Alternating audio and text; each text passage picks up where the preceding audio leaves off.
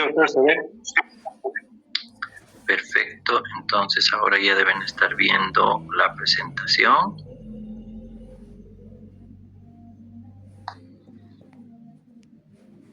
Ven la presentación en pantalla entera, ¿verdad? Sí, doctor. Sí, doctor. Bueno, yo soy el doctor Agise, estoy dando este tema fundamental que es úlcera péptica, uno de los temas más grandes de este segmento de su primer parcial. Para entender obviamente úlcera péptica, nosotros debemos plantearnos que existe un clasificador internacional de enfermedades, y esto es algo que muchos desconocen. Ya están ustedes en quinto año y ustedes deberían manejar este clasificador internacional, el CIE-10. Ya va a existir el CIE-11 y muchos de nosotros no dominamos. Si ustedes ven, este clasificador estadístico internacional de enfermedades y problemas relacionados a la salud se divide en códigos a partir de letras A, B, C, D, F, G, H, I, J, K hasta la U, Z, U. Obviamente estos están divididos en una especie de capítulos, y estos obviamente tienen entre 0 y 99, 48, 89, 99 códigos. Estos códigos pertenecen a una patología específica o pertenecen también a un rasgo de enfermedad que puede ser un síndrome clínico, que puede ser un síntoma específico. Por ejemplo, en las enfermedades respiratorias, en el CIE-10 está la tos, por ejemplo, como parte de un posible diagnóstico. Nosotros recibimos un paciente en la consulta externa que obviamente acude por tos y no encontramos ningún dato físico que nos diga, no es una faringitis, no es una neumonía, es una EPOC, etcétera, etcétera. Entonces nosotros tenemos simplemente el dato de tos. Entonces podemos colocar como diagnóstico en nuestro paciente y registrarlo para fines estadísticos en el lugar donde ustedes trabajan como tos. Entonces, si ustedes ven en este mismo clasificador, a las enfermedades del aparato digestivo le corresponden estos números y códigos, ¿no? Entre la K20 y la K31. ¿Sí? Ahí están las enfermedades del esófago, estómago y duodeno. Aquí vemos, por ejemplo, en la K20 esofagitis, enfermedad por reflujo gastrointestinal, acalasia, úlcera de esófago, obstrucción esofagial, perforación del esófago, discinesia del esófago, divertículo, esófago de Barrett, ¿sí? Y otras tantas, pero miren dónde está úlcera gástrica con perforación, cuando existe obviamente perforación a cavidad abdominal, o puede ser también estas relacionadas con la úlcera péptica, la úlcera duodenal, con hemorragia digestiva, úlcera péptica, úlcera gastroduodenal, gastritis, duodenitis, gastritis simple, dispepsia. Miren que probablemente aquí, entre estos diagnósticos, ustedes no están viendo el puntero. Entonces, aquí, por ejemplo, verán entre todas estas la mayor cantidad de diagnósticos que nosotros estudiamos como parte de esta enfermedad. Ustedes tienen que tomar el tema de dispepsia porque es fundamental, porque hay criterios de dispepsia. Ustedes tienen que tomar en cuenta que hay gastritis y duodenitis, las definiciones de gastritis aguda crónica, duodenitis aguda crónica, y, ¿por qué no?, en las úlceras, ¿no? La úlcera péptica, ya sea duodenal o ya sea gástrica, o con el origen, como está mencionando acá, sin sitio especificar, pero que sea de este origen. Todos nosotros podemos colocar este diagnóstico en una historia clínica, en una historia electrónica, cuando ustedes en unos meses ya estén en el internado y puedan manejar ustedes los diagnósticos específicos. Hay para colocar úlcera duodenal, úlcera péptica, gastritis, dispepsia.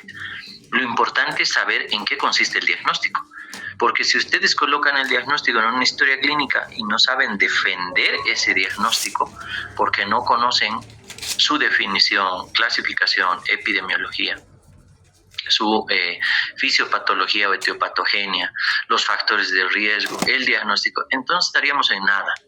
y eso es lo que ustedes merecen leer.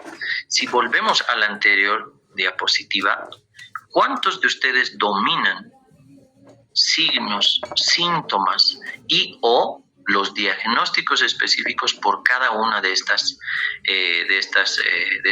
este clasificador de enfermedades, y por qué no decirlo por especialidades? Muchos de nosotros hemos rotado ya, por ejemplo, cirugía cardiovascular, ya han rotado cardiología, y cuántos saben de enfermedades del sistema circulatorio. Entonces, ese es para ustedes siempre una pequeña llamada de atención para decir, si yo voy a colocar un diagnóstico específico, tengo que saber qué es. Yo voy a resumirles cosas que están en el libro fundamentalmente. ¿Listo? Hay cosas que no están y que voy a puntualizar, pero hay cosas que están totalmente descritas en el libro. Ustedes saben que el libro base ha debido presentar el jefe de cátedra, que es el libro de Harrison, edición 21, el de tapa roja. Ya no estamos usando los antiguos porque ya son de más de 10 años de tener referencias bibliográficas. Por lo tanto, incluso la edición 21 ya tiene 4 años de antigüedad. O sea, vamos a estudiar la medicina de hace 4 años. ¿Listo? Entonces, mínimamente necesitamos el 2021. ¿Listo? Entonces van a ver ustedes cuáles son las cosas puntuales. Los que han pasado prácticas conmigo ya conocen por qué, y los que nunca pasaron clases prácticas conmigo, bueno, pues allá ya lo que vayan a aprender con su nuevo docente. Se define como la pérdida de la integridad de la mucosa del estómago y duodeno, que produce un defecto local o excavación y causa inflamación. ¿Listo? Esta es prácticamente una definición simple que nos trae el libro, ¿no? El dolor epigástrico urente con el exacerbado por el ayuno, que mejora con los alimentos. Esto hemos aprendido desde el libro de semiología de Suros, donde constituye un complejo sintomático vinculado a la enfermedad por úlcera péptica, ¿sí? En inglés, que ustedes lo encuentran, esta abreviatura como PUD, que es Peptide Ulcer Disease, que está obviamente en inglés. La mayoría del libro les ayuda a desarrollar sus skills o habilidades en inglés. Por eso es un excelente libro, el libro de Harrison, aunque a muchos no les guste. ¿Sí? Nos menciona esto que es súper antiguo, que la úlcera pide comida, así lo decían muchos semiólogos antiguos. Eso quiere decir que cuando hay dolor y le damos comida, esa úlcera está mejorando, especialmente cuando ingresan alimentos, y mayormente esa era la úlcera péptica, por ejemplo, de la úlcera duodenal. En cambio, la úlcera que dolía más con las comidas es la úlcera gástrica, ¿no? Ahora sabemos que el 90% de los pacientes con este complejo de dispepsia no tienen úlcera, y que la mayoría de los pacientes con úlcera péptica está incluso asintomático, hasta que estas úlceras obviamente nos traen una complicación. La mayoría de los casos, casi un 90% o más, es la hemorragia digestiva. ¿Listo? Entonces, la úlcera péptica está difícil de diagnosticar, de definir a su vez. Por lo tanto, tenemos que tener una definición clínica. La definición clínica es que es un defecto excavado de la mucosa duodenal de 5 milímetros o más, que se extiende más allá de la muscular de la mucosa y persiste en función de la actividad ácido-péptica del jugo gástrico. Esta definición, como dice clínica, es porque nos está explicando la extensión, el grado de afección, ¿sí? Y además nos está diciendo que obviamente esta va a persistir por la actividad propia del estómago. Aquí ven obviamente una úlcera, ¿sí? La lesión de la mucosa de más de 5 milímetros, que está aquí cubierta por fibrina. Si es que no fuera así, si es que fuera menor, una lesión excavada, menos de 5 milímetros y que obviamente no se extiende hasta la muscular de la mucosa, ¿qué se llama? ¿Alguien me puede decir, por favor? Una erosión. Una erosión, exacto. Entonces, no es diferente tener lesiones que no son ulcerativas a lesiones que son netamente ulcerativas. ¿Muy listo? Entonces, la definición histológica ya se basa un poco más en lo que ya habíamos visto antes, pero ya como un defecto necrótico de la mucosa, que atraviesa la muscular de la mucosa hasta la submucosa, como ustedes están viendo acá, ¿sí?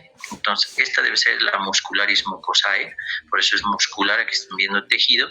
Esta debería ser acá arriba la mucosa gástrica, y aquí ya estamos invadiendo a la submucosa. Entonces, esta ya es una definición de tipo histológica. Como dice ahí, no es práctica, pero hay que conocerla un poquito para que nosotros sepamos a qué nos estamos metiendo a hablar cuando hablamos de una úlcera. Como hemos dicho, las erosiones que pueden existir en el estómago son mucho más pequeñas, abarcan territorios de profundidad menores a que lleguen hasta la muscular de la mucosa o la submucosa.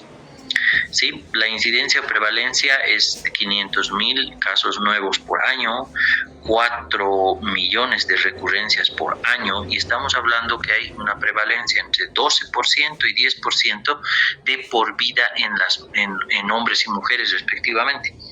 Este es un dato importante porque estamos hablando entonces de una patología prevalente, por lo tanto una patología que el médico, como ustedes, tiene que dominar. No estamos para decir, deben saber superficial, tienen que dominar, porque el proceso diagnóstico, los procesos que dan, obviamente la úlcera péptica, sus etiologías fundamentales a nivel mundial deben conocerse. Ustedes verán que esta es una representación, como dice acá, esquemática de la glándula oxíntica o gástrica clásica, que obviamente está sacada del Harrison. Aquí está el código. Este está de la anterior edición. Disculpen que no haya actualizado las fotitos con la 21. Algunas están con la 21, otros con la 20. Pero verán que son los mismos actualmente. Solo cambia algunas definiciones en el texto que ustedes van a ver para actualizarse. Aquí ven obviamente una glándula tipo, que esto lo han estudiado cuando estaban bastante niños, que era hace unos años, en el primer año, y no le han tirado bola porque no sabían por qué estaban estudiando eso. Pero ustedes verán acá que es tan intensa la cantidad de células que existe en una representación prácticamente esquemática de una glándula oxíntica, donde verán que existe obviamente la fosa gástrica o foviola, el istmo, el cuello y la base o fondo de la glándula. Aquí están las características fundamentales de cómo existen células diferentes hacia el fondo o hacia el istmo, cuello o la parte superficial. Verán que aquí en la parte superficial hay más glándulas de tipo mucosa, ¿sí? De tipo mucoso, que es la que secretan bicarbonato, que secretan agua y algunos electrolitos, y obviamente que ayudan a la formación de fosfolípidos igual, para que se liberen en la intensa capa que está cubriendo a la mucosa gástrica. Pero por otro lado, verán que acá, por ejemplo, las células que están aquí, mucosas del cuello, estas son cuasicélulas pluripotenciales que se van diferenciando a las células que van a ir a cubrir las capas para el recambio específico, o en algunos casos, según necesidad y el tipo de glándula que esté por el lugar específico del estómago, estamos hablando de células que se van a diferenciar a estas, por ejemplo, que son células parietales, que a veces pueden ser células parietales. Aquí estamos viendo una totalmente inactiva versus aquí una totalmente activa, obviamente con sus microtúbulos y estas hendiduras que favorecen a la excreción del ácido clorhídrico. Y por otro lado, verán otras células, como por ejemplo las células endócrinas, ¿sí? O enterocromafines, las células parecidas a las enterocromafines y las células principales. Cada una de estas ustedes han aprendido que tiene una función específica y que obviamente cada una de estas produce no solamente la base, que va a ser aquí la producción de moco, bicarbonato, electrolitos y obviamente los fosfolípidos, sino también producen hormonas que son netamente endócrinas y parácrinas, ¿sí?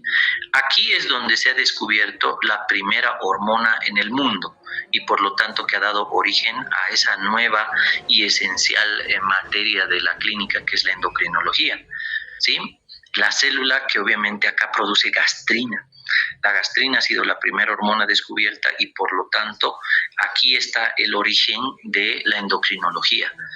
Pero aún así, nosotros llevamos esto en gastro. Esto deberíamos llevar en gastroendocrinología porque el aparato digestivo son órganos neuroendocrinos muy complejos, porque tiene que ver obviamente el simpático, el parasimpático, el nervio vago como parte de la conexión fundamental hacia el tallo cerebral y hacia los centros superiores, y obviamente mecanismos intrínsecos a todo el tubo digestivo, todas las células y la producción de varias hormonas que no solamente tienen que ver con el tubo digestivo, sino con las glándulas anexas, que son el páncreas, que es la vesícula, el hígado, entre otras, ¿no?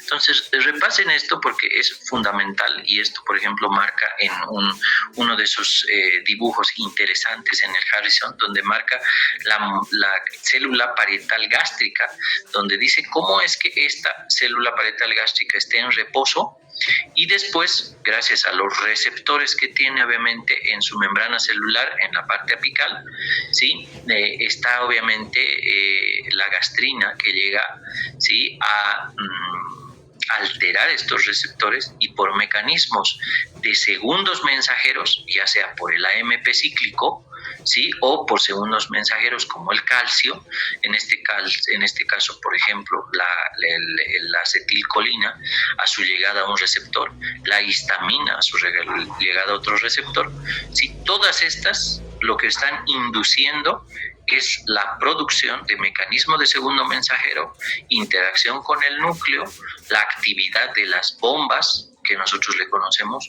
como la bomba de producción de ácido, ¿no? Nosotros le decimos bomba de protones y a veces no sabemos por qué es bomba de protones. Sí, entonces, para comprender todos estos mecanismos, les insto por favor a leer, porque es lindo el mecanismo de cómo los canalículos que están en reposo se activan y obviamente migran microtúbulos y logran que esta célula estimulada cambie de estructura y obviamente se produzcan intercambios iónicos potentes para la producción de ácido clorhídrico, ¿sí? Entonces, yo quisiera que lean con profundidad. Aquí, por ejemplo, está en su libro de Harrison cómo es que es la regulación hormonal y lo que les hablaba, sistema nervioso central, la interacción con la glándula y la mucosa, la regulación hormonal que tiene que ver con estas, miren, la gastrina, la colecistoquilina, la grelina, el factor de crecimiento, citocinas, corticosteroides suprarrenales. Imagínense que todas estas hormonas son las que influyen a nivel neurocentral y a nivel periférico en el tubo digestivo para la producción de ácido clorhídrico, para la digestión, para los procesos absortivos y otros. Entonces, no es tan fácil. Les insto, como por ejemplo, a leer qué es la marea alcalina. Yo ponía siempre en los parciales en qué consiste la marea alcalina, porque está explicado en el libro, en qué consiste la capa de moco y bicarbonato sin agitación, que ustedes verán aquí, le está mezclando y le está aumentando en un esquema. Miren qué grande la mucosa, pero miren qué gigante es la barrera de moco-bicarbonato, ¿sí? Barrera moco-bicarbonato sin agitación o sin actividad, donde miren la diferencia de pH, y esto te explica el libro. El pH aquí en la barrera moco-bicarbonato es de 7. O sea, un pH es acercado a lo normal, a lo que nosotros conocemos como pH neutro, que está entre el 7.35 y 7.45, más allá es alcalino, menos es ácido. Pero miren por fuera de esta barrera cómo el pH está en 2, que quiere decir que este es el verdadero pH de la luz del estómago, que es donde nosotros digerimos obviamente lo principal que entra al estómago para nosotros como producto de digestión, que son proteínas. No se olviden que el ácido clorhídrico no digiere carbohidratos y menos digiere grasas, ¿no? Para esos otros sectores. Entonces miren que acá se libera el ácido clorhídrico, los iones protones para intercambio y la pepsina, ya obviamente como una enzima activa. Aquí dentro de las células era pepsinógeno, pero una vez que ha interactuado con el ácido y los protones, se convierte en una enzima activa como la pepsina. Por favor, lean todo esto muy bonito. Realmente el cuadro está muy bien explicado en qué consisten estos pasos. Sí, me gustaría, obviamente, a cada uno de ustedes que pase por prácticas, tomarle examen al respecto. Lamentablemente, incluso después de la teórica, llegan a prácticas y dicen, ¿en serio hemos pasado eso? Súper triste, especialmente tratándose de ustedes que son estudiantes de quinto año, que se supone que ya tienen un nivel muy alto de conciencia de lo que están estudiando. Imagínense no saber esto, ¿cómo dan omeprazol? ¿Sí? ¿Cuál de estos receptores damos la ranitidina? ¿Para cuál de estos utilizamos otro tipo de fármacos que reducen la producción de ácido, que aumentan la actividad gastrointestinal, que inhiben la gastrina, que mejoran la producción de la bomba de protones, que inhiben a la bomba de protones? Lamentablemente damos fármacos que no conocemos ni siquiera cómo son los mecanismos de acción, ¿sí? Este es otro esquema muy simpático en la parte fisiológica que todos han conocido igual en fisiopato, que es los fosfolípidos de membrana. Como es que esta era el ciclo del ácido araquidónico, le decían, donde todos los fosfolípidos de la membrana, al interactuar con esta enzima que es la fosfolipasa A2, obviamente liberan ácido araquidónico. El ácido araquidónico, a través de dos enzimas cruciales que son conocidas como la COX-1 y la COX-2, ¿sí? Que son, para muchos dicen que son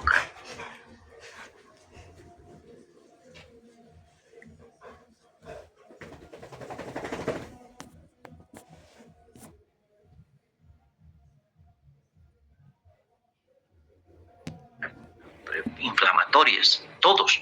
Pero miren que el libro de Harrison nos dice, sí, ayuda a la producción de estos productos principales que son prostaglandinas como el tromboxano A2, ¿sí? Que ayuda a la integridad y el trabajo de las plaquetas, la prostaglandina I2, ¿sí? Y la prostaglandina E2. Todas estas que permiten la integridad de la mucosa gástrica, la agregación plaquetaria y por lo tanto una adecuada función renal. Entonces, si estos son los pasos para esta síntesis adecuada, ¿sí? El cuidado de la producción de estas obviamente ayuda a que la mucosa gástrica, la agregación plaquetaria y la función renal, gracias a estas prostaglandinas, se den como función adecuada. Entonces, la COX-1 estaría en estómago, en riñones, en plaquetas y en endotelio. Cuando nosotros obviamente damos antiinflamatorios, inhibimos la ciclooxigenasa, ¿sí?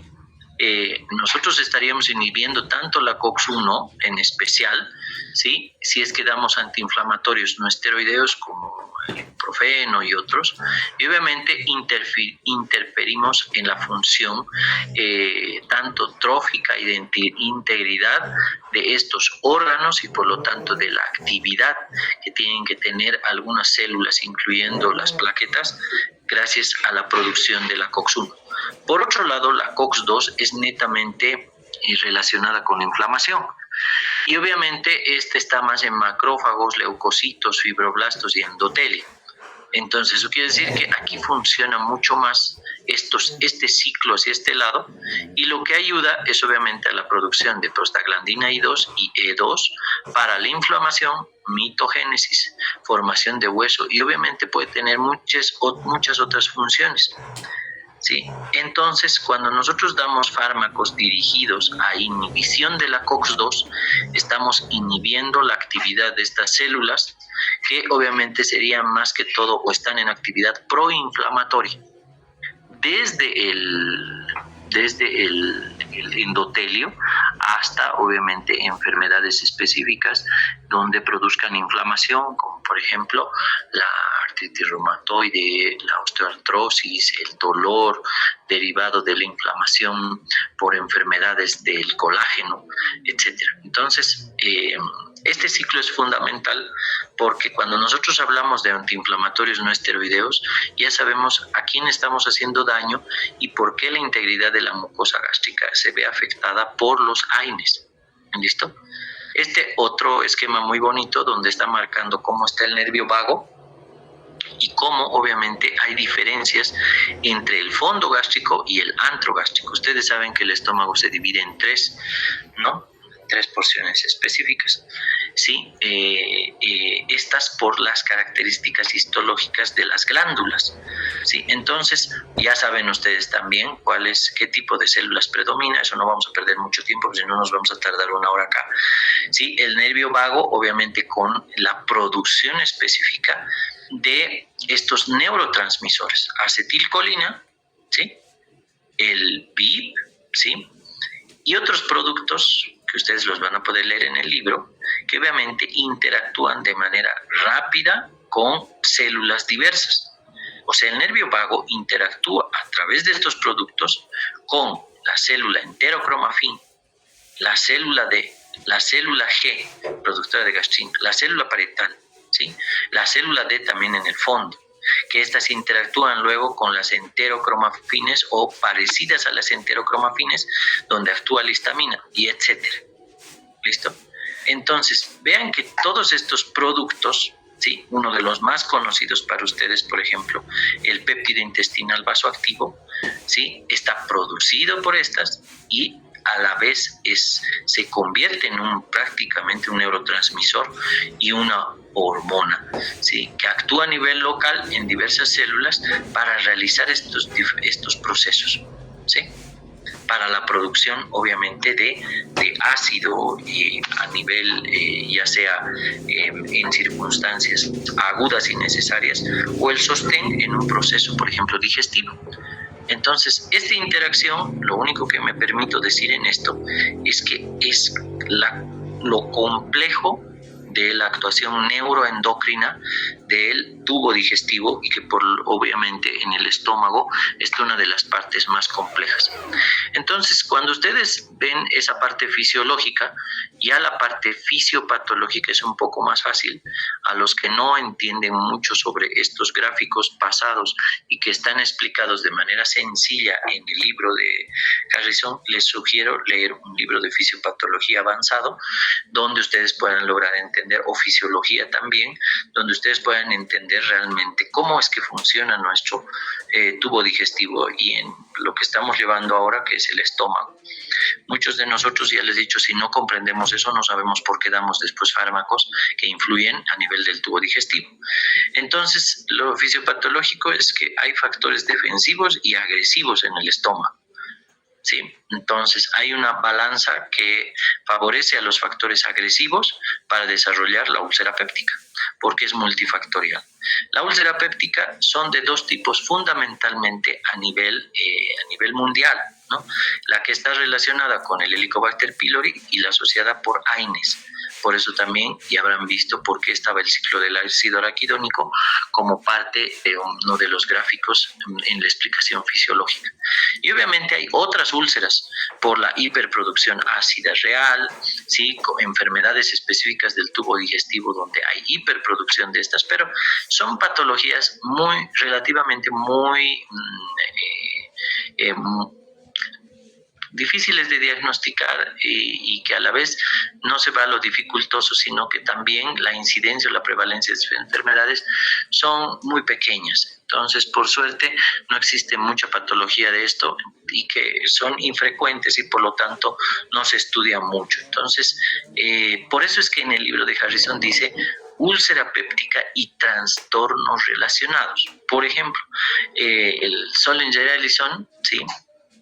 Es una enfermedad como trastorno relacionado, pero que no lo vemos de manera frecuente. En un hospital, tal vez en 5 años ha habido un ingreso con este diagnóstico. ¿Listo? Y hablando de 5 años, ¿no? Tal vez 10 o 15. Entonces no se necesita. Las úlceras por estrés es un capítulo especial por la fisiopatología, cómo se desarrolla. Y estrés no estamos hablando del estrés de tengo examen o tengo prácticas, algo así, ¿no? Estamos hablando del estrés específico que sufre un paciente en la internación, ¿no? Que es una mezcla de muchas cosas, pacientes quemados, pacientes en terapia intensiva, pacientes sometidos a estudios o tratamientos diversos, quimioterapias. Entonces, estamos hablando de esas úlceras en esos pacientes, ¿listo? Entonces, es un capítulo diferente que no se va a tomar ahora, pero que está en el libro, que ustedes lo pueden leer, pero esto es lo que realmente a nosotros nos interesa ahorita porque es lo más prevalente. Entonces, los mecanismos de defensa es el bicarbonato, el moco, el flujo sanguíneo gracias a las prostaglandinas, ¿sí? Los factores de crecimiento celular, la intensa renovación celular y obviamente, como hemos dicho, todo esto gracias a la buena producción de prostaglandinas en la submucosa gástrica.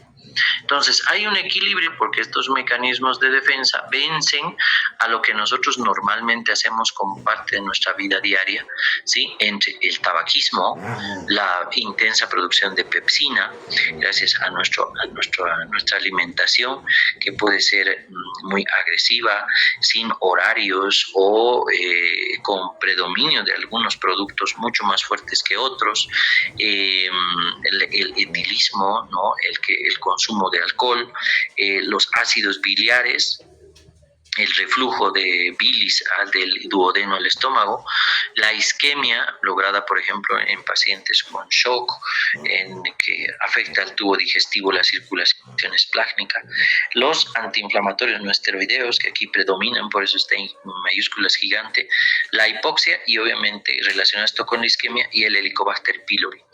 Entonces, todos estos son factores agresores que un paciente puede tener todos estos factores para el desarrollo de la úlcera. Estamos hablando de pacientes que fuman, que beben, que tienen reflujo biliar, que a la vez desarrollan infecciones. Esta infección puede ser por el Helicobacter pylori en el estómago y consumen antiinflamatorios no esteroideos en un momento difícil de su vida y gracias a todos estos factores agresores se desarrolla obviamente una úlcera péptica. Entonces, esta delicada balanza es la que es difícil de equilibrar durante años en todos los pacientes. Entonces, eso requiere que existan pacientes que sean sanos, que hagan deporte, que no consuman antiinflamatorios a menos que sea muy necesario, que obviamente no beban de manera frecuente y que sepan que beber. No es lo mismo tomar una cerveza en un almuerzo que tomarse 5 shots de tequila, que es un aguardiente altamente purificada y que obviamente puede provocar intenso dolor. No es lo mismo que un universitario que no puede comprarse un tequila y está tomando leaks o no sé qué cosas que toman la juventud en sus fiestas hoy en día para ahorrar y obviamente esos factores son los que dañan más. Entonces imagínense eso sostenido durante años de años. Ahí es donde realmente los pacientes sufren de úlcera péptica a partir de los 40, 45, 50 años, porque es lo que nos cobra obviamente nuestro estómago después de que no lo hemos cuidado durante toda nuestra vida, ¿no? Entonces, las defensas de las mucosas se dividen en preepiteliales, epiteliales y posepiteliales. Eso está en el libro y está muy bien resumido. Las preepiteliales, ahí está el bicarbonato, el moco, la viscosidad de este moco que aumenta por fosfolípidos, o sea, no es agua nomás, sino son una intensa cantidad de fosfolípidos que producen estas células mucosas. Si no producen fosfolípidos, no están unidos y no le da esa consistencia de casi gel al estómago para cubrirlo, ¿no? Mocofibrina, la reacción a las lesiones y los fosfolípidos, que estos aumentan la hidrofobicidad celular. Entonces realmente vuelven una capa defensiva para que evite cualquier cosa que nos metamos al estómago, el contacto hacia hacia la mucosa. Muchos de nosotros cometemos barbaries enormes, ¿no? El café tomo súper caliente, ¿no? Como si estuviera en el servicio militar.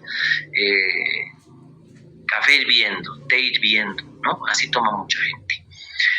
Por otro lado, muchos toman helados y los helados ni siquiera los degustamos en la boca y muchos los hacen pasar como si fueran águilas, ¿sí? Apenas llega el helado y ya está entrando por todo el esófago y de paso ustedes sienten ese dolor y ese frío, ¿no? A través de todo su esófago y cuando llega al estómago ese producto tan frío está llegando directo a la mucosa.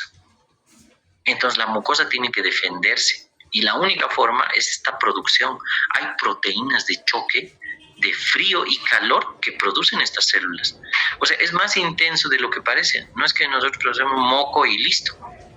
No, hay proteínas de choque de calor y hay proteínas de choque de frío, que esas proteínas reaccionan cuando nosotros decidimos tomar un helado versus tomar una cerveza fría versus tomar un café caliente porque está haciendo mucho frío. Entonces, todo eso tiene que cuidar nuestro estómago y realmente lo dañamos en años. Las barreras epiteliales, sustitución de células dañadas. La resistencia celular, todo esto se logra por mecanismos específicos, especialmente celulares, porque hay recambio celular, factores de crecimiento y demás. Transportadores ácido básicos para el bicarbonato, hacia el moco y también a tejidos subepiteliales. Ahora si leen el libro van a realmente ver que el bicarbonato no solamente se transfiere hacia arriba, sino también se transfiere hacia abajo, hacia tejidos subepiteliales para conservar el pH, especialmente cuando ya se desarrollan erosiones en el estómago, protegiendo que haya mayor acidez y muerte celular. Extracción del ácido de estos sitios, que eso es lo que logra obviamente las células. Las prostaglandinas producidas en el epitelio y el factor de crecimiento. Obviamente, las barreras subepiteliales o llamadas también posepiteliales, el flujo sanguíneo de la mucosa, o sea, una submucosa indemne, donde llegan nutrientes, bicarbonato, hay buena adherencia de leucocitos que nos defienden totalmente contra las infecciones y extravasación de leucocitos que se evita para que el tejido no esté inflamado. Entonces, todas estas barreras obviamente están controladas, ya les he dicho, por un intrínseco sistema de neuroendocrino donde trabaja el nervio vago, donde estimula estimulación colinérgica a las células G para la producción de gastrina y disminuye también el umbral de las células parietales a la gastrina para la producción o la reducción de la producción de ácido. Entonces, ¿cuándo es que se altera todo esto? ¿Y cuándo es que alteramos? ¿Sí? En resumen, porque los mecanismos son complejos, ¿sí?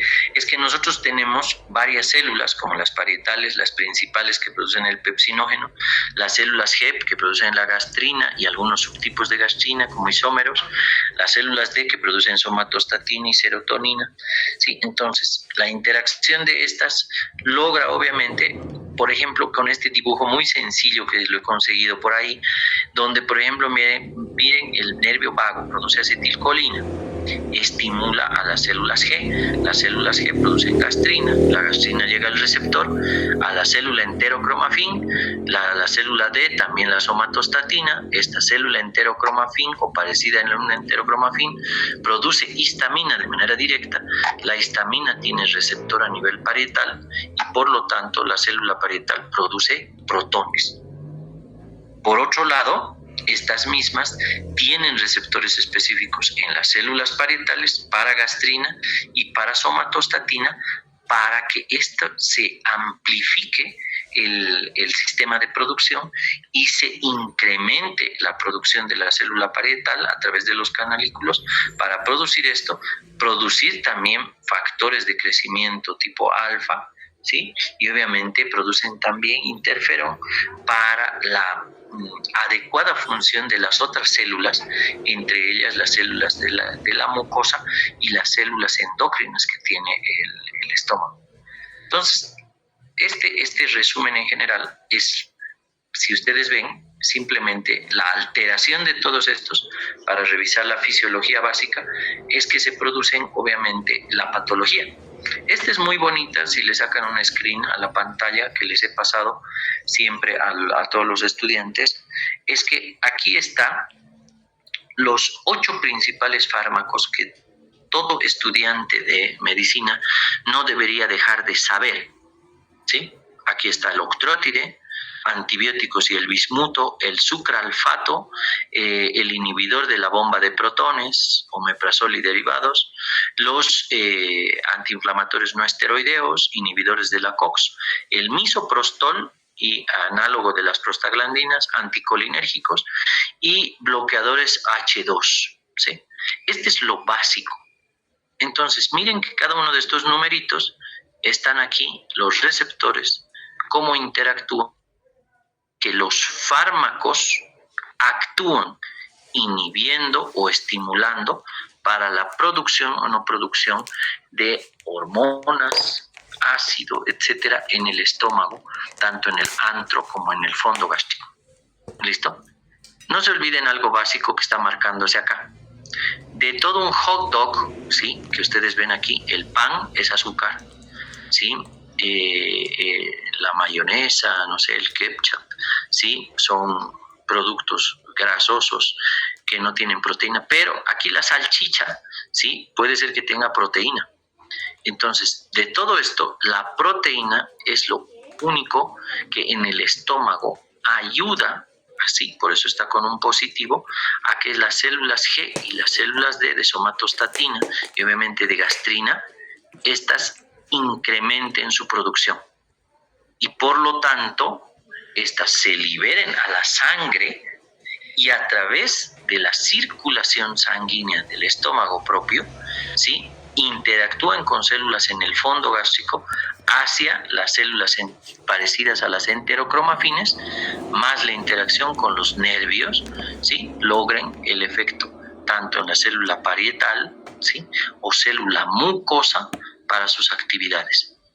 Destrucción con producción de ácido o aumento de la producción a nivel protectivo del moco bicarbonato. Entonces, muy bonito un gráfico así.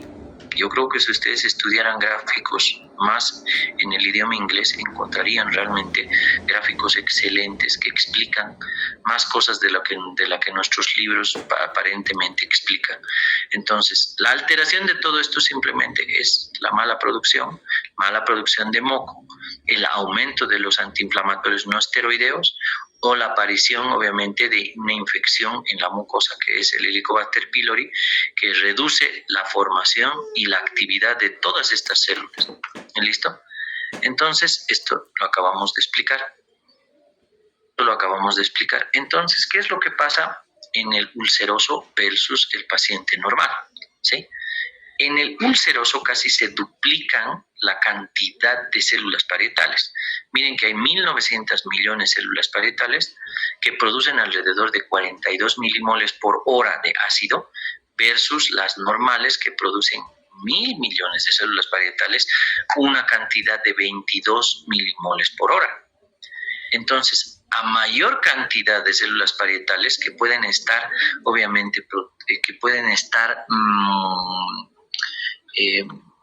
de manera positiva, vamos a decir, que estén en mayor producción gracias a que el epitelio del estómago está agredido, ¿sí? Y está agredido obviamente ya sea por antiinflamatorios o por el Helicobacter pylori. Por lo tanto, aumenta la secreción y ese ácido al aumentar la secreción obviamente daña mucho más la mucosa para que aparezca obviamente una úlcera a comparación de un individuo sano. Entonces, los niveles elevados de gastrina más los niveles elevados de pepsinógeno tipo 1, ¿sí?, que se convierte en el pepsinógeno más potente en acción, dan origen a las úlceras, obviamente, duodenales y gástricas, con hipersecreción gástrica y pepsina en reposo, y en la úlcera, la duodenal y la úlcera gástrica, falla total de la mucosa, donde obviamente estos dos fenómenos hacen que comprendamos la aparición de una úlcera péptica. Yo sé que para muchos ahorita puede sonar muy repetitivo hasta aquí la parte fisiológica y fisiopatológica, pero lo van a poder repasar con el libro y los que me sigan van a ir bien.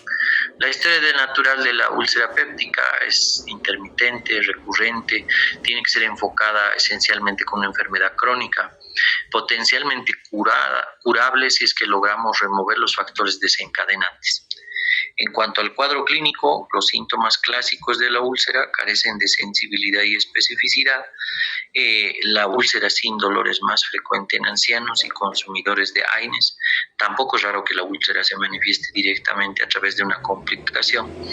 Sí, o sea, el cuadro clínico es bien inespecífico. Ninguno de nosotros puede decir con certeza, con estos síntomas o con estas características, el paciente tiene úlcera péptica. Tal vez la única forma es, como les he dicho, hemorragia digestiva, sí. Si no es varices esofágicas u otra enfermedad, es úlcera péptica. La única forma, ¿no? Por eso decimos a través de una complicación. Los datos clínicos, por lo tanto, el dolor abdominal en cuanto a localización, intensidad, que sea postprandiales o en racimos, que sea aliviado con álcalis. Por ejemplo, los pacientes con úlcera péptica o gastritis toman en la noche leche y obviamente eso los deja súper bien y pueden dormir. Si no consumen leche, pues está mal. Asociado con alimentos, incluso se irradian hacia la espalda, ¿no? Hay aumento del apetito en muchos pacientes, hay anorexia en otros, hay pérdida de peso, por lo tanto, si comes o no comes, y hay vómitos o pirosis, ¿sí? Las náuseas, obviamente, puede ser un síntoma muy común en la mayoría de los pacientes, más del 50%, y los síntomas no dispépticos están presentes también en estos casos, pero no es lo común. Intolerancia a alimentos grasos hay. Por ejemplo, muchos pacientes, aquí por ejemplo, a nivel de nuestro país, cuando consumen algunos alimentos muy grasosos les provoca mucho daño y hay úlcera, ¿no? Por ejemplo, yo tengo pacientes que nos dicen, me duele mucho al consumir linaza, ¿sí? Entonces dicen, pero es refresquito de linaza, ¿acaso no es un juguito? No, pues la linaza es grasa, ¿no es cierto? Entonces, obviamente, al consumir estos alimentos grasos les provoca no solo dolor, sino también diarrea. Entonces, hay una intolerancia a estos alimentos grasos y con eso podríamos sospechar. Por lo tanto, hay que hacer una endoscopía para ver si hay o no hay, ¿no? Distensión, eructos, entre otros. Pero como verán, todos estos no son característicos solamente de esto. Pueden ser de gastritis, pueden ser de dispepsia y cualquier otro trastorno gastroesofágico, ¿no? Entonces, los síntomas clásicos carecen de sensibilidad y especificidad. Los AINES hay más frecuencia en ancianos para que ustedes puedan pensar en úlcera péptica. A veces toman ibuprofeno, paracetamol, diclofenaco, prednisona, toman un anticoagulante más y listo. Entonces, ya sabemos que ellos, los polimedicados, pueden tener úlcera péptica. Tampoco es raro que una úlcera, como hemos dicho, se manifiesta a través de una complicación que es la hemorragia digestiva, ¿sí? El diagnóstico se realiza a través de una endoscopía, que es el método más sensible y específico, y permite además la toma de biopsias. La radiología antes se utilizaba, pero miren, 50% para diagnosticar úlceras duodenales y gástricas de entre 65 y 90. Dependíamos mucho de cómo realizábamos la radiología. Por lo tanto, ahorita es mucho más fácil realizar endoscopía, que es más sensible y específico, y como dice acá, tomar biopsias, ¿sí? Si bien existen signos endoscópicos que sugieren benignidad o malignidad de una úlcera gástrica, mayormente en el mundo se dice que es mejor que toda úlcera gástrica puede ser de naturaleza neoplásica, por lo tanto es mejor realizar una biopsia, ¿sí? Esto hacen mayormente los endoscopistas, y los endoscopistas bien formados dicen es mejor tomar biopsia a no tomarla, ¿no? Entonces, si nosotros biopsiamos la úlcera, la úlcera gástrica, úlcera péptica, nosotros podemos decidir si a futuro este paciente tiene o no algún riesgo de hacer una neoplasia como cáncer gástrico, que puede estar iniciando y nosotros lo tratamos solamente como una gastritis, y peor sin hacer proceso diagnóstico y menos una endoscopia. Entonces aquí ven, igual está una úlcera gigante, ¿sí?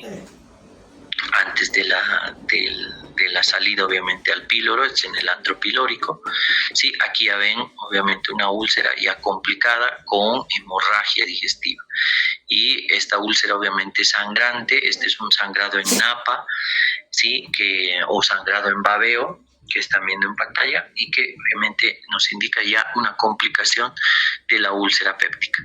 Entonces, nosotros muchas veces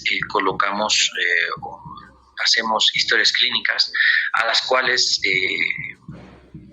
no dan nuestro diagnóstico sindromático, no da nuestro diagnóstico clínico, y a veces colocamos cosas que no van en nuestra historia clínica. Entonces, siempre ustedes tienen que ver que la clínica en la úlcera péptica es inespecífica. Entonces, no siempre podemos ver que no siempre vamos a tener un diagnóstico acertado o correcto colocando directamente úlcera péptica, pero lo que sí les puedo asegurar es que si no lo sospechan es peor, porque el no colocar la sospecha hace que ustedes nunca lleguen a un diagnóstico adecuado y prevención de complicaciones. En cuanto al tratamiento, toda úlcera con inhibición de secreción ácida, sí, toda úlcera cura con inhibición de la secreción ácida, pero obviamente eso no es garantía de que no haya recidivas, ¿no? Hay que apuntar al factor que desencadene, ya sea Helicobacter o Aedes, para cambiar la historia natural de la enfermedad.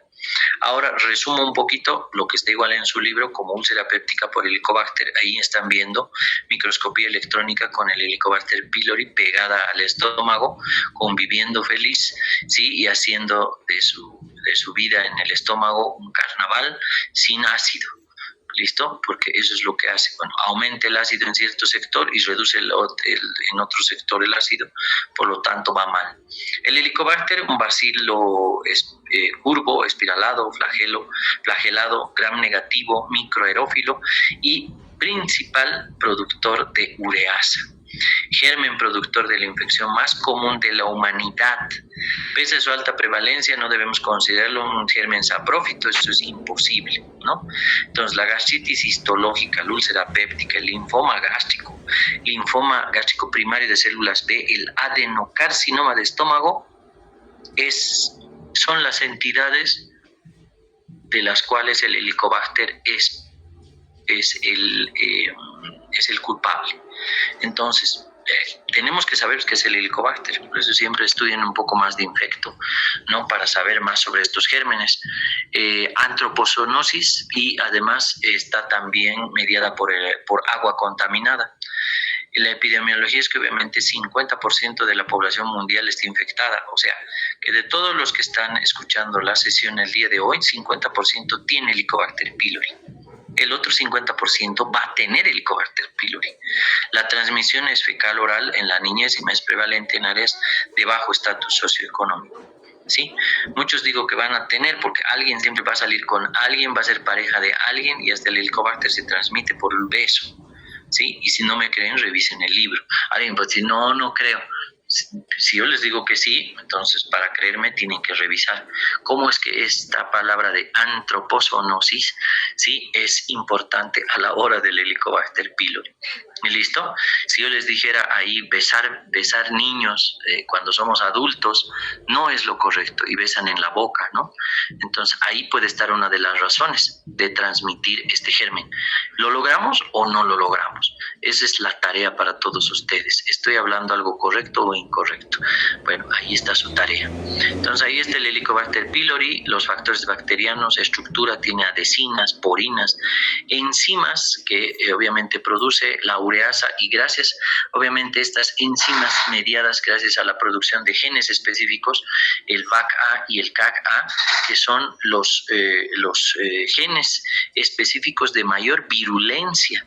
Si un Helicobacter pylori tiene estos genes, tiene mayor virulencia para producir, obviamente, gastritis y todos los desastres que hemos visto.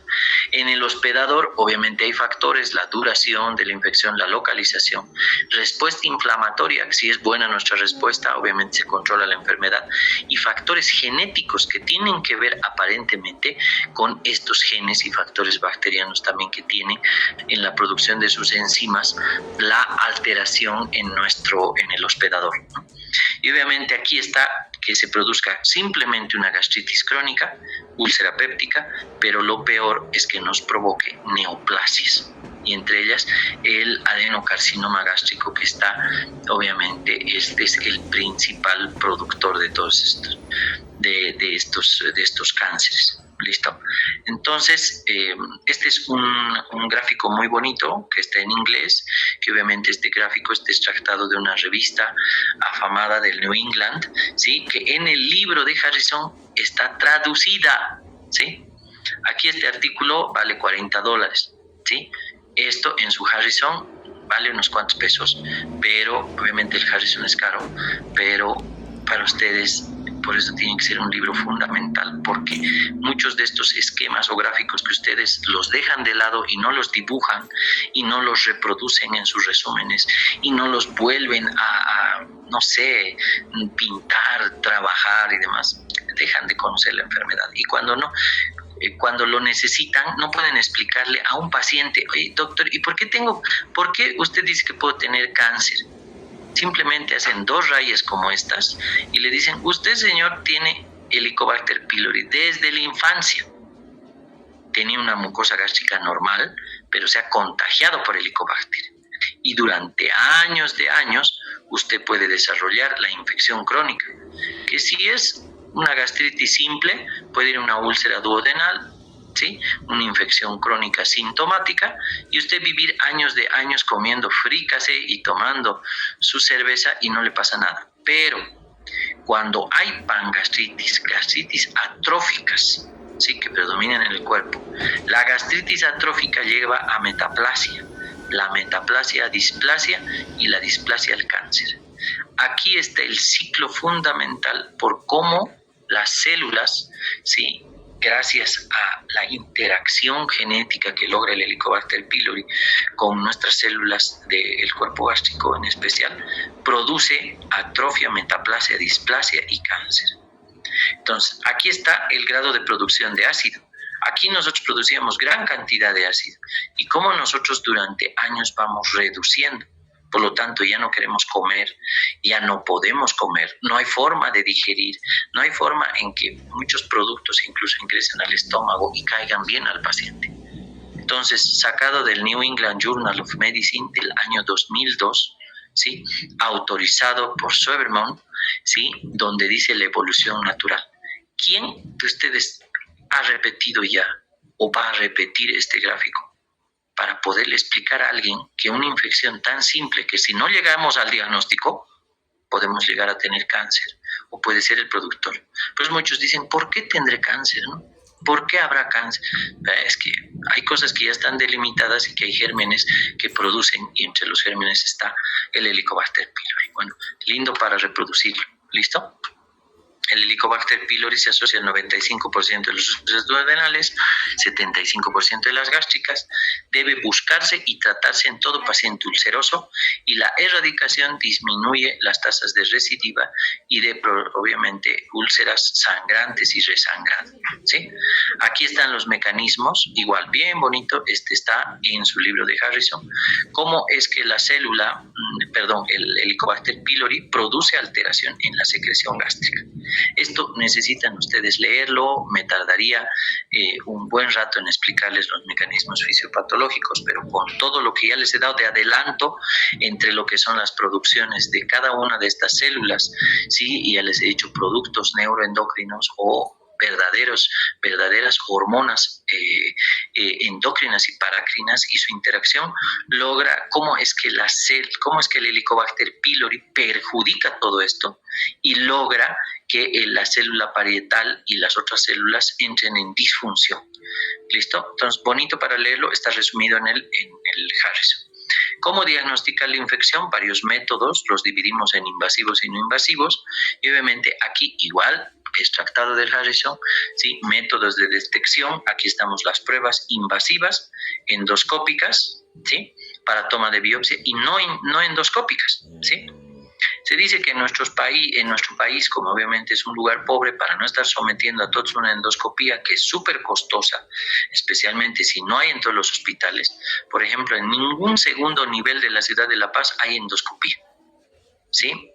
Antes se había comprado algunas torres de endoscopía en uno de los hospitales municipales donde se supone que tenía que funcionar una unidad de este tipo. Nunca se dio. Por lo menos ahorita nadie sabe si se están haciendo endoscopías en un segundo nivel aquí en la ciudad de La Paz. Sí, entonces menos vamos a imaginarnos en segundos niveles en el interior del país, a excepción Santa Cruz. Habría que ir a ver cómo está la situación allá. Pero la mayoría de las endoscopías se realizan en terceros niveles y a veces los pacientes nunca llegan al tercer nivel. Entonces, ¿dónde van más? Es a la la parte privada, ¿no? Clínicas y demás donde hay estos servicios, pero el costo es alto. Entonces, los pacientes, por un método económico y cómodo, la mayoría de los médicos generales recomiendan, ¿sí? Y también está en la ciencia, ¿sí? Que se puede realizar serologías, pero como dice aquí, si es económico y cómodo, es inútil para la vigilancia temprana. La detección de urea en el aliento, test de ureasa, sensibilidad más de 90, especificidad más de 90, sencilla, rápida para la vigilancia temprana, resultados falsos negativos con el tratamiento reciente y exposición a radiación en bajas dosis con el método que usa, porque utiliza el carbono 14. ¿Sí? Y el antígeno EDS debe ser el más barato y económico. Aquí están su sensibilidad y especificidad. Yo estoy seguro que todos nosotros ahorita podríamos hacer un estudio en todos los estudiantes de medicina de todas las universidades y les vea antígeno en heces a todos, vamos a ver quién tiene Helicobacter o no. Vamos a ver que hasta un 90% tiene. Pero el otro lado está en que estas pruebas con mayor sensibilidad y especificidad, ¿sí?, tienen obviamente mucho más fidelidad para decir qué grado de infección, dónde tenemos y determinar el tratamiento. Porque con esto a toditos deberíamos darle entonces el tratamiento erradicador, ¿sí?, desde mañana en la mañana una vez que tengamos esto. Pero normalmente esto se realiza a pacientes que tengan sintomatología. Pero yo siempre digo, ahorita a un paciente cualquiera, ustedes le dirían solo con antígenos, solo si no tenemos economía, ¿sí? Y estamos en provincia o lugares donde hay escaso acceso a que se realicen estudios como la endoscopía digestiva, ¿sí? Aquí en la endoscopía se utiliza la ureasa rápida y el estudio histológico. El cultivo no se utiliza mucho. Hay ciertos lugares en el mundo donde sí se puede, donde hay buena sensibilidad y especificidad. Es muy costoso porque hay que realizarlo muy bien y especialmente es cuando se piensa en que hay resistencia, porque el paciente ha hecho ya múltiples tratamientos y aún persiste. Entonces es un estudio un poco más engorroso. Lo más común es pedir en estos el test de ureasa, que es como hacerle una prueba de embarazo ahí al Helicobacter, sale de un color positivo, de un color negativo. Y el estudio histológico, donde en la preparación histológica, por a través de tinciones, una de las más comunes, la YEMSA, sí, que nos da el resultado de Helicobacter. Entonces, esos son los métodos, esto estaría en su examen. Las preguntas, a ver si yo las elaboro, no sé si las voy a hacer, no sé cómo. Yo creo que sí. Voy a pasar las preguntas porque para eso estamos no perdiendo tiempo, sino ganando tiempo. Entonces voy a hacer las preguntas referente a esto. Verán que la mayoría de mis diapositivas, muchas situaciones son los esquemas, los gráficos, los cuadros que están en el Harrison, pero por lo tanto tiene un texto y ese texto es el que lo tienen que leer porque ahí va a estar, gracias a todo esto va a estar la pregunta, ¿no? Entonces, por favor, tomen en cuenta esto que está acá. ¿Yo qué le haría a un paciente? Obviamente, ¿no? Un paciente hay que hacerle endoscopia digestiva para que se haga el test de ureasa, mandar a histología o a patología para que veamos si es que tiene o no tiene y según la pertinencia del caso, ver el tratamiento. Pero no a todos les hacemos endoscopía. Es cuando sospechamos de una patología específica a nivel gástrica o gastroduodenal.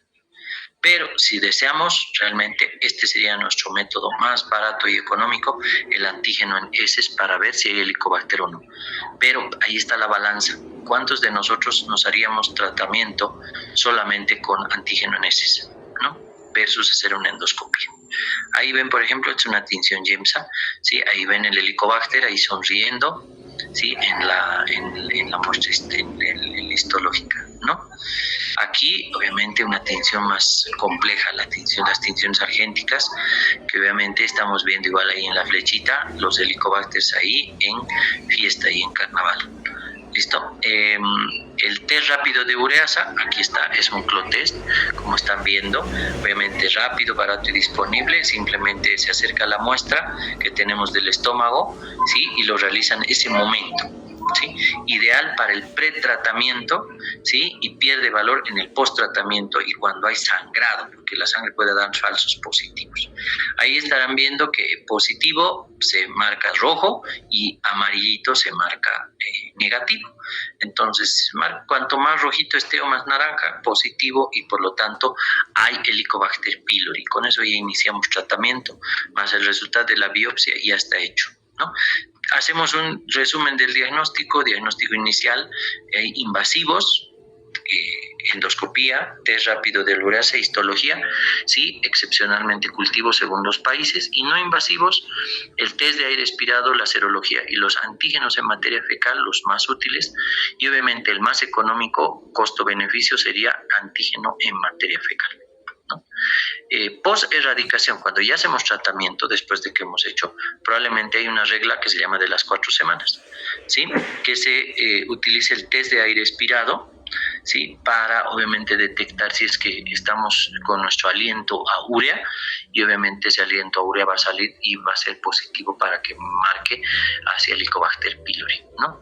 Ahora, con métodos que sean invasivos se pueden utilizar 2 simultáneos para el control a las 4 semanas. La serología ahí ya no es buena, no sirve tomar porque obviamente vamos a tener serología durante un buen tiempo marcadora del Helicobacter, por lo tanto no es buena.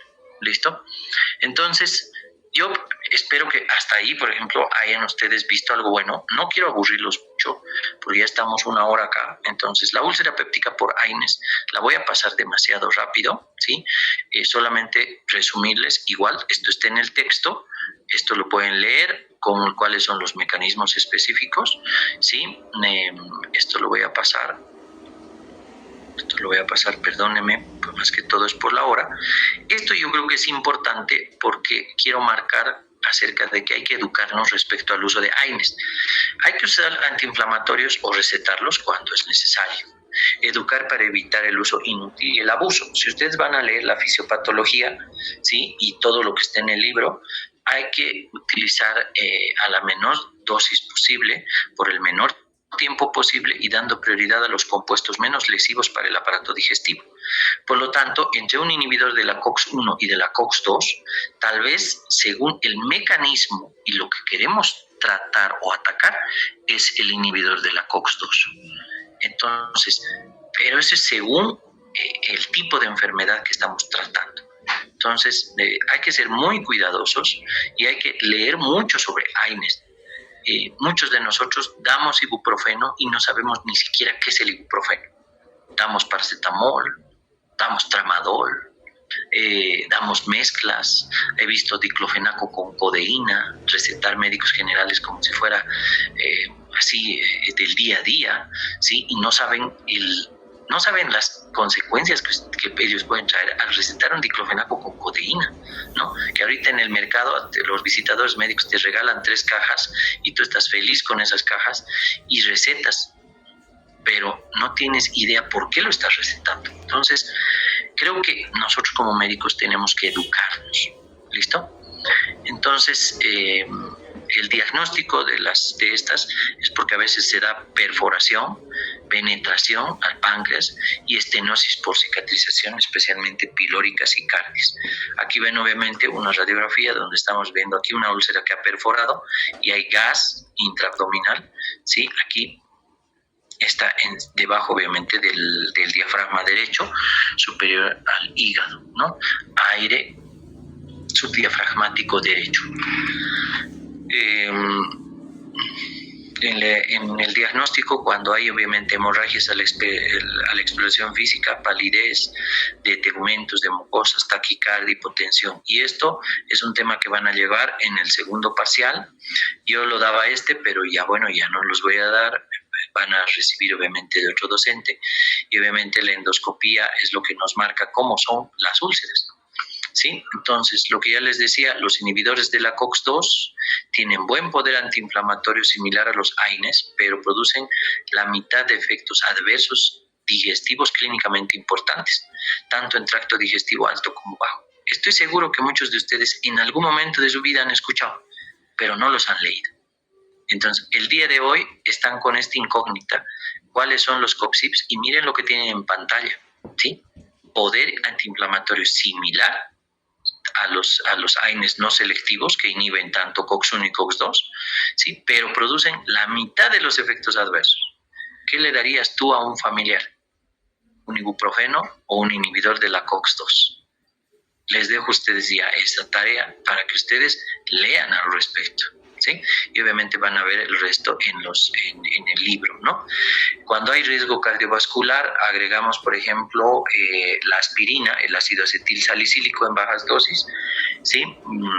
Pero no evita los riesgos cardiovasculares cuando damos en dosis bajas, pero tal vez dando COX-IPS en estos pacientes podría ayudar, un inhibidor de la COX-2, si es que hay franca necesidad de dar ante el efecto que nosotros necesitamos, que es el antiagregante plaquetario, que es para lo que utilizamos la aspirina en enfermedades cardiovasculares.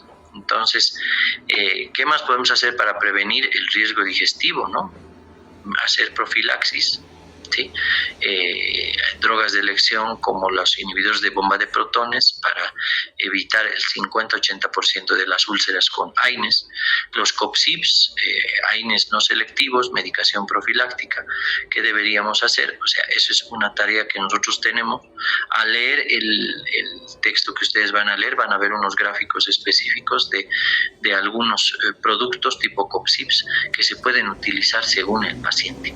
Pero eso necesita amplia lectura de ustedes para que tengan el criterio o tener la idea de que esto se usa en hospitales y no estar con los AINES comunes y corrientes. Ahora, con esto termino, que es el tratamiento para la úlcera péptica, que no hay necesidad de hacer mucha ciencia. Este es el gráfico que está en el Harrison, que dice tratamiento de primera línea, ¿sí? Que se llama claritromicina triple, bismuto cuádruple, concomitante, así se llaman los esquemas. Si uno pone en el examen, explique usted en qué consiste el claritromicina triple, aquí está. Aquí está la frecuencia y posología y aquí está la duración de días. Aquí es lo interesante. Ninguno está aprobado hasta ahora por la FDA, salvo dos, ¿sí? Ahorita ya el bismuto cuádruple y el claritromicina triple, perdón. ¿Sí? Entonces, estos ya están en boga y nosotros tratamos, ¿sí? ¿Cuál creen que les preguntaría? Obviamente les preguntaría, vamos a mi lupita, esta es la lupita, ¿sí? Yo, el primero que les preguntaría es el claritromicina triple. Fármacos, inhibidor de bomba de protones, dosis habitual o doble, ¿sí? Claritromicina 500 miligramos, ¿sí? Amoxicilina 1 gramo o metronidazol 500 cada 8, ¿sí? Entonces aquí dice cada 12 horas, la claritromicina es cada 12, la amoxicilina es cada 12 1 gramo o cada 8 500 miligramos. Así está explicado acá. La duración de días es 14 días para todas estas, ¿sí? Para todo este esquema, y está aprobado por la FDA. Este sería el principal, por lo menos para decirles cuál es la base, ¿sí? Si yo les pongo dosis doble, ¿cuánto será del inhibidor de bomba de protones? Primero tienen que saber de cuánto es el omeprazol para saber qué es dosis habitual y qué es dosis doble, ¿sí? Entonces, me voy otra vez agrandando todo esto y hay todos estos esquemas, incluyendo con levofloxacina, secuenciales y demás. Lean en su libro, porque esto va a ser una pregunta de examen. Obviamente va a tratar de confundirlos la pregunta y ustedes son los que tienen que sacar la conclusión perfecta. Ya acabo de resumirles el claritromicina triple, que es el tratamiento más utilizado. Imagínense si les pongo en la pregunta, el claritromicina triple, falso verdadero, es solamente 10 días. ¿Sí? Muchos van a poner verdadero, pero aquí está 14 días, ¿sí? La claritromicina se utiliza 500 miligramos cada 12 horas. Falso, verdadero. Falso, pero la claritromicina se usa pues cada 12, ¿sí? La amoxicilina 1 gramo cada 12. El metronidazol es 500 cada 8. ¿Listo? Entonces, vean las dosis correctas, ¿sí? Algunas están explicadas aquí siempre en la leyenda de estos cuadros, ¿sí? Aprobados obviamente a nivel mundial, ¿sí? Esto ya no les voy a resumir, no voy a preguntarles, sí, pero sí puedo preguntarles esto. Este es el verdadero protector gástrico, no como el omeprazol, que es el sucralfato, que es una sal de aluminio poco soluble, no se absorbe en la luz del estómago del intestino, se disocia en aluminio y sulfato, y el sulfato tapiza y tiene un efecto trófico sobre la mucosa intestinal. O sea, verdaderamente esto cubre, ¿sí? Es un protector gástrico. La dosis es hasta 4 gramos al día, si es en tableta es de 1 gramo, ¿sí? O las dosis de 1 gramo cada 12 horas, dependiendo de el producto que ustedes encuentren especial. Nosotros encontramos esto en jarabes. ¿Listo? Es uno de los mejores antiácidos, el sucralfato, indicado en la úlcera gástrica duodenal. Se puede utilizar 4 semanas, ¿sí? Apenas nos llega un paciente que tenga úlcera gástrica, le diagnosticamos, damos sucralfato. Y si ha tenido hemorragia digestiva, también damos sucralfato, ¿sí? Por su efecto trófico y además que hemos dicho que realmente protege, ¿no? No es mejor, obviamente, con los bloqueadores H2 porque no se utilizan, ¿no? Interactúan con digoxina, fenitoína y warfarina. ¿Sí? Ese es el problema que tiene con estos según el tratamiento que ustedes están viendo ahí. Esto yo no. Esto está en el libro por si acaso, está bonito. ¿Sí?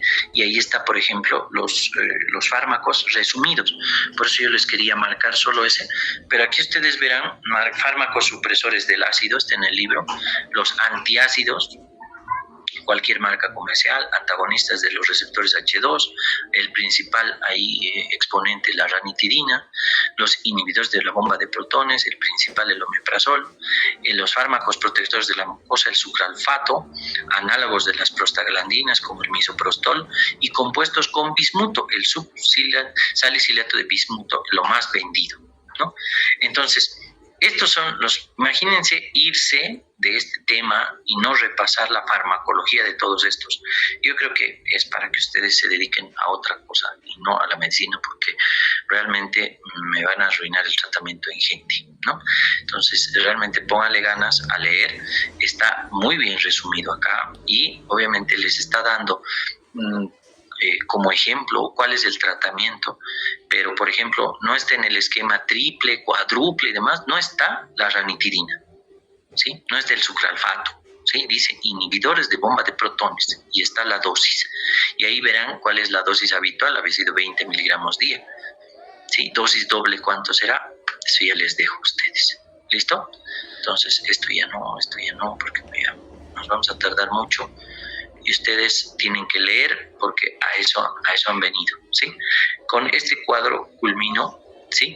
Ahí está, por ejemplo, la evidencia de tratamiento en los regímenes para Helicobacter pylori en Norteamérica, ¿sí? Esto obviamente está tomado, este es el acuerdo de Toronto, ¿sí? Perdón, el consenso de Toronto, ¿sí? Que obviamente es el tratamiento que se da en Norteamérica basados con todos estos datos, ¿sí? Alguien le estará sacando ahí una fotillo, ¿sí? Donde están los días de duración, los comentarios que tienen, los componentes y el tipo de tratamiento. Ahí está el claritromicina triple, ¿sí? El cuádruple, basado en bismuto, el concomitante, el secuencial, el híbrido y los basados en levofloxacina y fluoroquinolona. Está muy bonito esto, para que ustedes pues tengan en cuenta, y obviamente la cantidad de días y tratamiento con sus respectivas recomendaciones. Y aquí está la dosis específica basada en la evidencia científica para dar. Ahora, esta está también en el New England Journal of Medicine, pero lo han resumido y está más bonito en su libro de Harrison. Pero de aquí es de donde está extractado. El consenso de Toronto para el tratamiento en Norteamérica, eso quiere decir Estados Unidos, Canadá, para el tratamiento del Helicobacter pylori. Entonces, cuando ustedes leen un poquito más acerca del tratamiento, encuentran este otro algoritmo de tratamiento en el Harrison, que dice estrategia para seleccionar antibióticos con infección. Hay 2 preguntas que uno se hace para realizar cualquiera de estos esquemas. Primero, ¿tiene alergia a la penicilina o ha tenido contacto con algún macrólido? Si es sí, si es no. Si es sí, si es no. Si es sí, si es no. Está muy bonito. O sea, no está nada difícil tener un caso clínico enfrente y decir qué voy a tratar y cómo voy a tratar cuando tengo Helicobacter pylori. Entonces, solamente es un poquito de lectura de ustedes para realizar un buen análisis en las preguntas que van a tener en su examen. ¿Listo? Entonces, esas frases clásicas que están ahí, que les dicen los pacientes sobre tome omeprazol para proteger su estómago, no es protector el estómago, es para reírse, ¿no? No me va a dar mi protector del estómago y nosotros ponemos una cara de, ¿y ahora qué le doy como protector, no? Y si supiera que es protector. Y a veces cuando nos dicen, mi otro doctor siempre me receta, yo no sé por qué usted no quiere. Entonces, a veces van a obtener eso, pero ustedes, en base a la ciencia y en base al trabajo que ustedes van a tener leyendo y estudiando, van a poder responder mejor a un paciente.